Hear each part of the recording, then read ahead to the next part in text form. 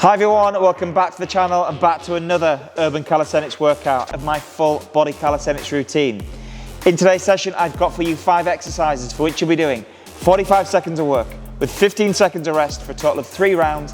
That's 18 minutes in total. Now, one of those exercises, these split knee drops, you'll be doing for a total of 45 seconds per side, and that's what bumps up to 6 minutes a round. As always, make sure you practice those instructionals before getting stuck in alongside a thorough warm-up, and I will leave a link in the description below for a warm-up that I feel is suitable for this routine, but by all means, do one of your own. And just to mention, you do not need any equipment for this workout whatsoever, just a small space to work in and you are good to go. That's enough from me. Let's see what's in store. So for the pop-up push-up, this is essentially made up of 3 parts: the resting squat, the quad press, and the push-up itself. So starting yourself in a resting squat position, or the deepest squat you can move into whilst keeping the heels in contact with the floor, we're going to move into the quad press position. And we do this by simply taking the feet back and at the same time bringing the hands to the floor and forming a square between your hands and your feet. Once you land this position, you're going to move into the quad press itself. So with the quad press, you're thinking of bringing your head to the floor, but at the same time, closing the gap between the backside and the heels, but making sure the head is slightly in front of the hands. As you extend your arms out, you're going to send your feet back to move into the push-up position. So now I'm in the front support position, we're going to work into our push-up. Now, depending on your level, you can do this on or off your knees. For the purpose of this demo, I'm going to do it off the knees. So work into a full push-up. As you extend your arms, you're going to hop your feet back into your resting squat position and then repeat the process. So from the resting squat, you go to the quad press. From the quad press, you go to the push-up, and from the push-up, you move into your resting squat.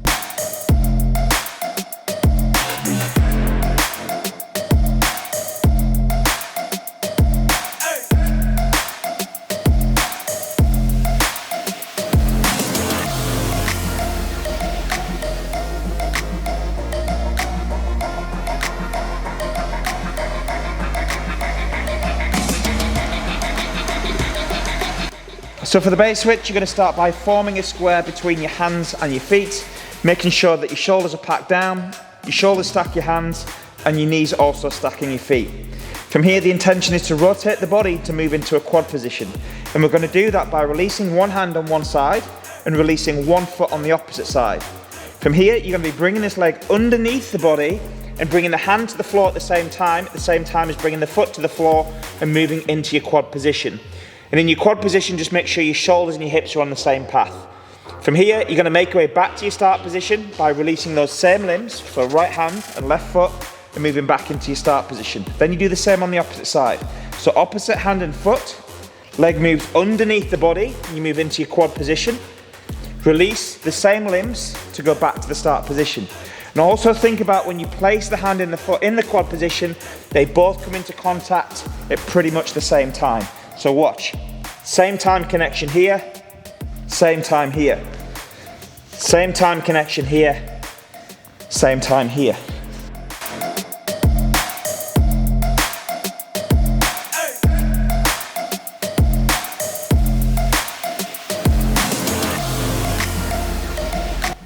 So for the kick throughs, you're going to start by moving into a support position, making sure the shoulders are slightly in front of the wrists, the head and the hips are on a similar path, the abs are pulled in and the pelvis is tucked under ever so slightly. From this position, you're going to move into your deepest squat position. Now, if the hands sit in front of the shoulders, this is going to be difficult. As I've got the shoulders in front of the wrists, it's going to allow me to get that full range of motion.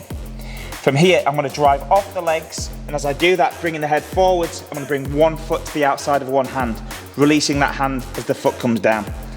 From the supporting side, I'm going to be strong on the supporting side as I bring that back leg all the way through and into an L, keeping this hip very close to the hand. Now all I need to do is return back to the original position. I'm going to do that through pressing through the floor, bringing that leg through, and as I release this foot on the outside, I'm going to bring the hand to its original position, moving back into the squat and doing the same on the other side. So drive off the legs, get the weight forwards, release the hand as the foot comes to the outside of it. The other leg comes through that gap, good support on the shoulder, hip tight to the hand. Bring the leg all the way through. As I release this foot, hand comes down and back into the squat.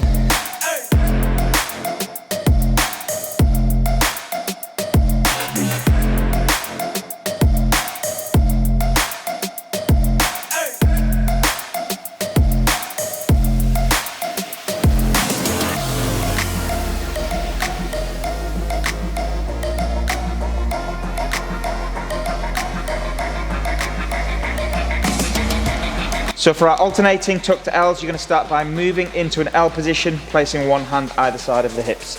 From here, I'm going to press down through the floor, locking the elbows, depressing the shoulders, and as a consequence, the backside should lift off the floor. If this doesn't happen, you can get yourself a set of yoga blocks, placing one either side of the hips, and that should do the trick.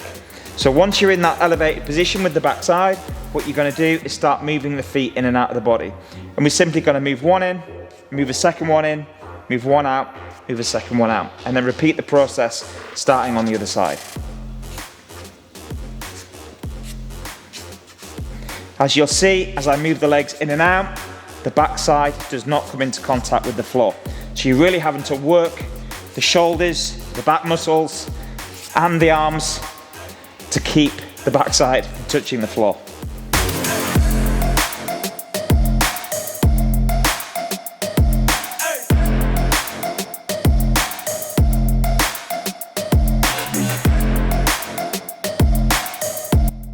So for the split knee drops, you're going to start yourself by moving into a duck stance position or staggered position, placing one hand either side of the foot.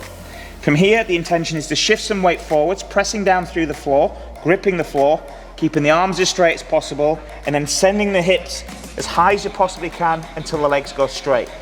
Now, if this is not possible and the hamstrings don't like it, we can simply go up onto the fingertips, or even more so, we can bring the hands that little bit more forwards, taking the emphasis away from the back of the legs. But ultimately, you're trying to keep the palms fixed as best you possibly can.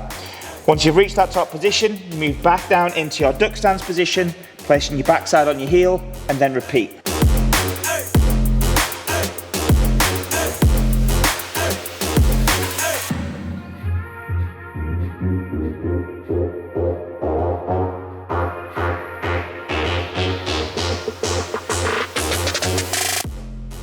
If this is still too challenging and you're having difficulty extending the legs, what you can do is grab yourself a couple of yoga blocks, place them either side of the lead leg, still with the intention of shifting the weight into the fingers or into the shoulders, and then working your leg extensions from here. So full extension of the legs, dropping back down onto the heel, sending the weight back into the shoulders before sending the hips up.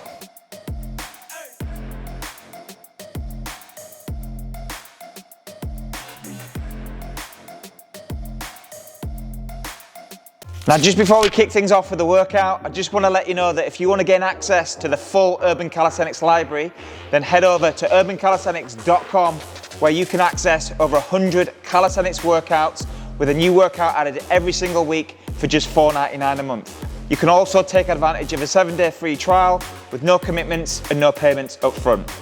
Now let's get into the workout.